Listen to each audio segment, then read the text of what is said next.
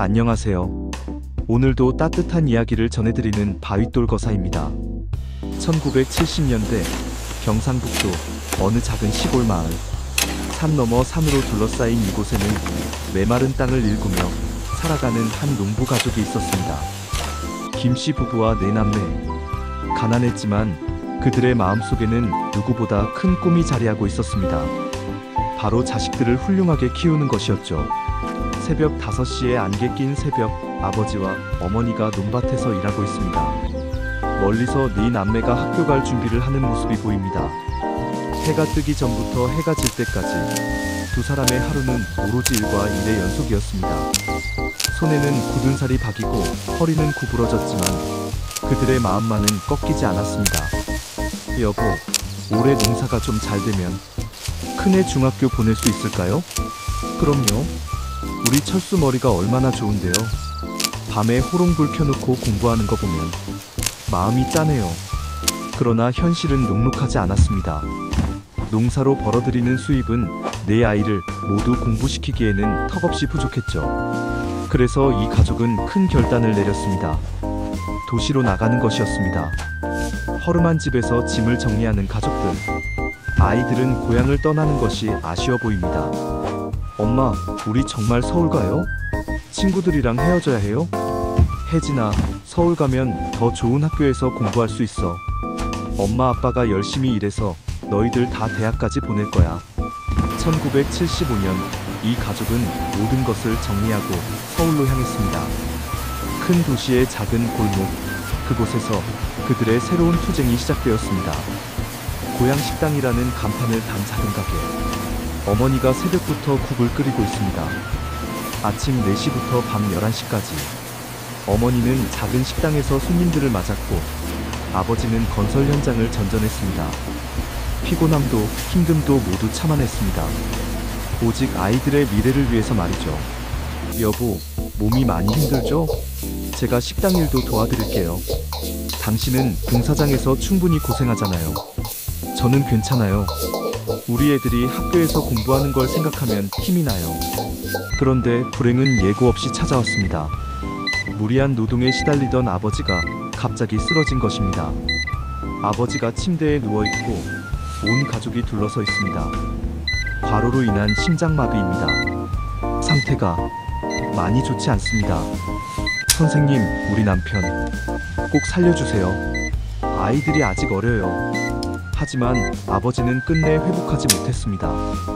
네 아이의 아버지, 아내의 든든한 버팀목이 영영 세상을 떠난 것입니다.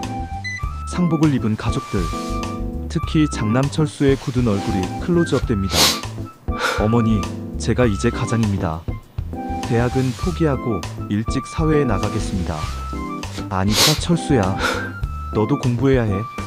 아빠가 그렇게 원했잖니. 어머니, 저는 괜찮습니다. 동생들이 더 중요해요. 군대 다녀온 후 멀리 가서라도 돈 벌어올게요. 걱정하지 마세요. 20살 청년의 어깨에 가족의 운명이 걸렸습니다. 그리고 그는 그 무게를 기꺼이 받아들였습니다. 1979년 군 복무를 마친 철수는 큰 결심을 했습니다. 중동 건설 현장으로 떠나는 것이었죠. 당시 중동 건설 붐으로 많은 젊은이들이 꿈을 안고 그곳으로 향했습니다. 하지만 철수에게는 꿈이 아닌 가족에 대한 책임감이었습니다. 철수가 작은 가방 하나를 들고 가족들과 작별하고 있습니다. 철수야, 몸 조심해라. 돈은 적게 벌어도 되니까 건강하게만 있어라. 어머니, 동생들 공부 열심히 시키세요. 저는 몇 년 후에 꼭 성공해서 돌아올게요. 형, 편지 자주 써. 나도 열심히 공부해서 형 자랑스럽게 만들게. 그렇게 철수는 8,000km 떨어진 타국으로 떠났습니다. 사우디아라비아의 뜨거운 사막, 그곳에서 그의 진짜 인생이 시작되었습니다. 낮 50도의 무더위 속 모래바람이 부는 중동 건설 현장. 안전모를 쓴 철수가 땀범벅이 되어 일하고 있습니다. 영하 40도까지 내려가는 겨울과 영상 50도를 넘나드는 여름. 극한의 날씨 속에서도 철수는 하루도 빠지지 않고 일했습니다. 하루 14시간, 때로는 16시간씩이라며 매월 고국으로 송금을 보냈습니다. 철수야, 너 진짜 대단하다. 다른 애들은 술도 마시고 놀기도 하는데 넌 돈을 한 푼도 안 쓰더라. 형, 저는 놀 시간이 없어요. 어머니와 동생들이 기다리고 있거든요. 좁은 방에서 철수가 편지를 쓰고 있다. 책상 위에는 가족 사진이 놓여 있다. 사랑하는 어머니께, 저는 건강하게 잘 지내고 있습니다. 오늘도 $300를 송금했습니다. 민수는 고등학교에 잘 적응하고 있나요? 영희는 피아노 학원 다닌다고 했는데 실력이 늘었나요? 막내 혜진이는 감기는 다 나았나요? 어머니, 몸 건강히 계세요. 제가 곧 성공해서 돌아가겠습니다. 한편 서울에서는 어머니가 홀로 네 아이를 키우며 식당을 운영하고 계셨습니다. 아들이 보내온 돈을 받을 때마다 어머니는 눈물을 흘리셨죠. 김어머니가 혼자 국물을 끓이고 있다. 손은 거칠어졌고 머리에는 흰머리가 늘었다. 철수가 보내온 월급 30만 원. 당시로서는 상당한 액수였습니다. 하지만 어머니는 그 돈을 쓰지 않았습니다. 대신 더욱 허리를 굽히며 식당 일에 매달렸죠. 사장님, 아들이 돈도 잘 보내준다면서요? 왜 이렇게 고생하세요? 그 돈은 우리 철수가 피땀 흘려 번 거예요. 함부로 쓸 수 없어요. 다 모아뒀다가 아들이 돌아오면 주려고요. 5년이 흘렀습니다. 동생들은 어머니와 큰형의 희생 덕분에 모두 대학에 진학했습니다. 둘째 민수는 공대에, 셋째 영희는 사범대에, 막내 혜진이는 간호학과에 입학했죠. 대학 정문을 들어서는 동생들, 각자 꿈에 부풀어 있다. 형이 없었다면 우리가 이렇게 공부할 수 있었을까? 오빠 덕분이야. 우리가 꼭 성공해서 오빠한테 보답해야 해. 10년, 15년, 20년. 세월은 흘렀습니다. 동생들은 모두 졸업하고 결혼하여 각자의 인생을 살고 있었습니다. 그동안 철수는 중동에서 한 번도 휴가를 오지 못했습니다. 오직 가족들에게 보내는 편지와 송금만이 고향과 연결해주는 끈이었죠. 세월이 흘러 20년 후 머리가 희끗희끗해진 철수. 여전히 현장에서 일하고 있다. 철수 형님, 20년 동안 한국에 한 번도 안 들어가셨다면서요? 집에 가면 또 돈이 들잖아. 그 돈으로 어머니 편히 모시고 나중에 뭔가 사업이라도 해야지. 세월이 흘러 어느덧 25년. 철수의 청춘이 모두 모래바람 속에서 사라져갔습니다. 하지만 그는 후회하지 않았습니다. 매달 어머니께서 보내주시는 편지가 그에게는 가장 큰 힘이었으니까요. 2009년 드디어 철수가 고국으로 돌아올 날이 왔습니다. 30년 만에 귀국. 그의 나이는 이제 50을 넘었습니다. 인천공항에 내린 철수는 30년 전 그 청년이 아니었습니다. 머리는 희끗희끗해지고 얼굴에는 깊은 주름이 패여 있었죠. 철수가 낡은 가방을 들고 나온다. 70대가 된 어머니가 기다리고 있습니다. 어머니도 많이 늙으셨습니다. 30년 전에 그 억센 모습은 사라지고 허리가 굽고 걸음도 느려지셨죠. 하지만 아들을 보는 그 눈빛만은 30년 전과 똑같았습니다. 철수야, 정말 철수냐? 엄마가 꿈꾸는 거 아니지? 어머니, 철수 돌아왔습니다. 이제 평생 곁을 떠나지 않겠습니다. 두 사람이 공항에서 포옹하며 오열한다. 주위 사람들도 그 모습을 보며 눈시울을 적신다. 30년 만에 재회. 모자는 한참을 울었습니다. 그동안 참았던 그리움과 고마움, 미안함이 모두 눈물로 흘러나왔습니다. 택시 뒷좌석에서 어머니가 철수의 손을 꼭 잡고 있다. 철수야, 손이 왜 이렇게 거칠어졌니? 고생이 많았구나. 괜찮습니다, 어머니. 이제 어머니 편히 모시는 일만 남았어요. 아가야, 엄마가 할 얘기가 있어. 집에 가서 찬찬히 해야겠다. 소박하지만 정갈한 집. 어머니가 정성스럽게 차린 식탁. 어머니가 차려주신 30년 전 그 맛. 철수는 한 숟갈 떠먹고는 참았던 눈물을 터뜨렸습니다. 어머니, 이 맛, 30년 동안 그리워했던 바로 이 맛이에요. 많이 먹어라. 30년 동안 제대로 된 밥 한 끼 못 먹었을 텐데. 식사를 마친 후 어머니는 철수를 방으로 데리고 갔습니다. 그리고 낡은 통장 여러 개를 꺼내셨죠. 철수야, 이거 봐라. 네가 30년 동안 보내준 돈이야. 어머니, 이게 뭐예요? 저희들 생활비로 다 쓰신 거 아니에요? 한 푼도 안 썼다. 다 모았어. 그 돈으로 집도 하나 더 사고 땅도 샀어. 이제 네 거야. 통장을 펼쳐보니 30년간의 기록이 고스란히 남아있었습니다. 매달 300달러, 나중에는 500달러씩. 어머니는 정말 한 푼도 쓰지 않고 모두 저축하셨던 것입니다. 어머니, 그럼 그동안 어떻게 사셨어요? 동생들 대학 등록금은요? 식당에서 번 돈으로 다 했지.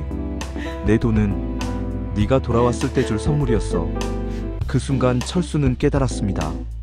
자신이 가족을 위해 희생했다고 생각했지만 정작 가장 큰 희생을 한 사람은 어머니셨다는 것을 말이죠. 어머니, 제가 얼마나 바보였는지. 어머니가 더 고생하셨는데. 철수가 어머니를 끌어안고 목 놓아온다. 울지 마라, 아가야. 엄마는 행복해. 네가 돌아와줘서 너무 행복해. 철수는 어머니가 마련해주신 자금으로 작은 사업을 시작했습니다. 그리고 50이 넘어서야 결혼도 하고 가정을 꾸렸죠. 늦은 나이였지만 행복했습니다. 하지만 그 행복도 잠시 예상치 못한 갈등이 생겨났습니다. 민수가 아내와 심각한 표정으로 대화하고 있다. 여보, 큰형만 너무 좋은 거 아닌가요? 어머니가 그 많은 재산을 다 형에게 줬다면서요? 그래도 형이 30년 동안 고생했잖아. 고생은 우리도 했어요. 당신도 대학 나와서 열심히 살았고 시누이들도 마찬가지고요. 근데 왜 큰형만? 이런 이야기는 셋째 영희, 막내 혜진에게도 전해졌습니다. 그들의 배우자들은 더욱 노골적으로 불만을 표했죠. 아무리 그래도 너무한 거 아니야? 네 큰오빠만 효자고 너희는 다 불효자란 말이야? 그런 게 아니라 오빠가 정말 고생했거든. 고생? 중동에서 돈 벌면서 뭔 고생이야? 오히려 좋은 경험한 거지. 우리는 여기서 얼마나 힘들게 살았는데. 결국 이 문제는 형제들이 모이는 자리에서 터지고 말았습니다. 네 남매가 어머니 앞에 모여 앉아 있다. 분위기가 무겁다. 형, 우리도 할 말이 있어요. 오빠만 모든 걸 다 가져가는 건 좀 그런 것 같아요. 뭘 내가 가져갔다는 거야? 30년 동안 내가 번 돈인데? 뭔 말인데? 그래도 우리도 어머니 자식이잖아요. 공평해야죠. 어머니는 이 모든 상황을 보며 가슴이 찢어지는 듯 했습니다. 평생 화목하기만 바랐던 자식들이 재산 때문에 다투는 모습이 너무나 슬펐죠. 얘들아, 그만해라. 재산이 그렇게 중요하냐? 너희 형이 얼마나 고생했는지 모르냐? 어머니, 저희도 나름 열심히 살았어요. 형만 고생한 게 아니라고요. 그래, 내가 너무 많이 가졌다는 거지? 좋아, 다 나눠 가져가. 나는 어머니만 모시면 돼. 철수야, 그런 말 하지 마라. 얘들아, 정말 그게 중요하냐? 형제가 이렇게 싸우는 게 엄마는 제일 싫어. 그날 밤, 어머니는 잠을 이루지 못했습니다. 평생의 꿈이었던 화목한 가정이 무너져가는 것 같았거든요. 그로부터 몇 달 후, 어머니께서 갑자기 쓰러지셨습니다.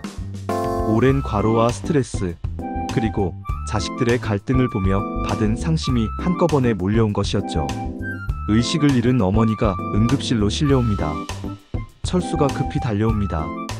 당뇨 합병증으로 인한 의식 잃음입니다. 상태가 좋지 않아요. 가족들 모두 연락하세요. 의사 선생님, 어머니는 괜찮아지실 거죠? 최선을 다하겠습니다만 각오는 하세요. 동생들에게 연락이 갔습니다. 평소 바쁘다며 어머니를 자주 뵙지 못했던 그들도 급히 병원으로 달려왔죠. 네 남매가 모두 모였다. 모두들 초췌한 얼굴이다. 어머니 상태가 어떠세요? 의식은 돌아오셨는데 많이 약해지셨어. 형, 우리가 잘못했어요. 어머니가 그렇게 싫어하시는데 재산 이야기를 왜? 오빠, 정말 미안해요. 우리가 너무 욕심을 부렸나봐요. 그제야 동생들은 깨달았습니다. 정말 소중한 것이 무엇인지를 말이죠. 산소호흡기를 끼신 어머니. 네 남매가 침대 주위에 둘러앉아 있습니다. 얘들아, 가까이 와라. 어머니, 말씀하지 마세요. 힘드시잖아요. 아니야. 할 말이 있어. 너희들 싸우지 마라. 재산보다 형제가 더 소중한 거야. 어머니, 저희가 잘못했어요. 다시는 그런 이야기 안 할게요. 철수야, 고맙다. 정말 고마워. 어머니, 제가 더 감사해요. 어머니가 아니었다면 저는 아무것도 아니었어요. 며칠 더 버티시던 어머니는 결국 조용히 눈을 감으셨습니다.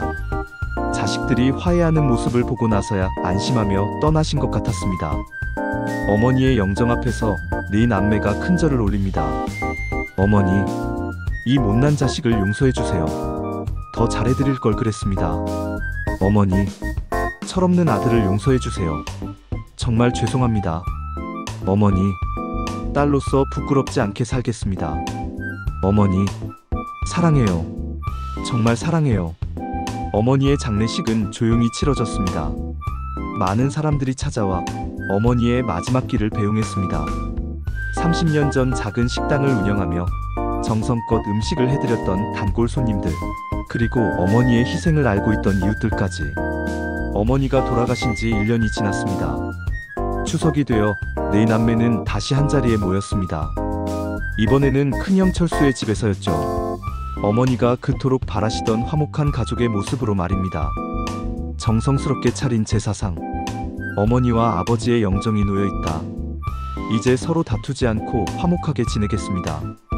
어머니, 아버지, 저희가 모두 모였습니다. 모든 가족들이 제사상 앞에 무릎을 꿇고 큰절을 올렸습니다. 그 순간 모두의 마음에는 어머니의 따뜻한 미소가 떠올랐죠. 온 가족이 둘러앉아 어머니가 평소 만들어주시던 음식들을 해서 나누고 있습니다. 제가 어머니 레시피대로 만들어봤는데 맛이 좀 어때요? 형수님, 정말 어머니 맛이에요. 어머니가 보고 계실 거예요. 형, 그때 우리가 정말 잘못했어. 어머니 마음을 아프게 해드렸잖아. 이제 그런 이야기는 하지 말자. 어머니도 우리가 화목하게 지내는 걸 원하실 거야. 그날 밤 형제들은 어머니와 함께했던 어린 시절 이야기를 나누었습니다. 가난했지만 행복했던 그 시절, 어머니의 따뜻한 품에서 느꼈던 사랑을 다시 한번 마음에 새겼죠. 우리 어릴 때 어머니가 밤늦게까지 우리 옷 끼워주시던 거 기억나? 맞아. 그때 어머니가 너희들이 다른 아이들보다 못해 보이면 안 된다고 하시면서 형이 중동 갔을 때도 어머니가 항상 형 걱정하셨어. 우리 철수가 아프면 어쩌지 하면서. 나도 그때 몰랐어. 어머니가 내 돈을 한 푼도 안 쓰고 계셨다는 걸. 정말 위대한 분이셨어. 철수가 혼자 어머니의 유품을 정리하고 있다. 낡은 편지들과 통장들이 나온다. 어머니가 남기신 편지들을 읽어보니 그 안에는 30년간의 그리움과 사랑이 고스란히 담겨 있었습니다. 1985년 3월 15일, 철수가 보내온 편지를 받았다. 건강하다고 하니 다행이다. 이 돈으로 민수 학원비를 내려고 했는데 아니다. 철수가 돌아올 때까지 모아두자. 그 아이가 원하는 걸 해줄 수 있도록. 1995년 12월 24일, 크리스마스인데 철수는 또 못 온다고 한다. 20년째다. 내 마음이 아픈 건 철수도 마찬가지일 텐데 조금만 더 참자. 우리 철수가 꿈을 이룰 수 있도록. 어머니, 정말 죄송합니다. 이제야 어머니 마음을 알겠어요. 동생들이 각자의 집으로 돌아가려고 한다. 형, 우리 이제 자주 만나자. 어머니 기일 때만 만날 게 아니라. 맞아, 오빠. 우리 아이들도 삼촌을 더 자주 봐야지. 오빠 몸 건강하세요. 어머니가 그렇게 걱정하셨던 오빠가 아프면 안 되잖아요. 너희들도 건강해. 서로 도우며 살자. 그게 어머니가 원하시는 거야. 그날 이후 네 남매는 정말로 자주 만났습니다. 서로의 자녀들을 챙겨주고 어려운 일이 있으면 도와주며 어머니가 꿈꾸던 화목한 가족의 모습을 만들어갔죠. 세월이 흘러 1년 후, 네 남매가 어머니 산소 앞에서 꽃을 바치고 있다. 어머니, 저희 모두 건강하게 잘 지내고 있어요. 서로 싸우지도 않고 화목하게 살고 있어요. 어머니, 형이 사업도 잘 되고 있어요. 어머니가 물려주신 마음 덕분이에요. 어머니, 저희 이제 어머니의 사랑을 우리 아이들에게도 전해주고 있어요. 어머니 사랑해요. 하늘에서 저희를 지켜봐 주세요. 바람이 불어와 나뭇잎들이 살랑살랑 흔들렸습니다. 마치 어머니가 잘했다, 얘들아라고 말씀하시는 것 같았죠. 석양이 지는 하늘가에 따뜻한 석양이 하늘을 비춥니다. 부모님의 사랑은 바다보다 깊고 하늘보다 높습니다. 그 사랑 앞에서 우리는 모두 어린아이일 뿐이죠. 지금 이 순간 여러분 곁에 계신 부모님께 사랑합니다, 고맙습니다 라는 말을 전해보세요. 시간은 기다려주지 않으니까요. 부모님의 사랑은 영원합니다. 우리가 그 사랑을 기억하고 실천하는 한, 이 드라마는 전국의 모든 부모님들과 그 사랑을 받고 자란 자녀들에게 바칩니다. 오늘도 좋은 하루 되시고 다음 시간에는 또 다른 감동적인 이야기로 찾아뵙겠습니다. 구독과 좋아요, 그리고 알림 설정도 잊지 마세요. 감사합니다.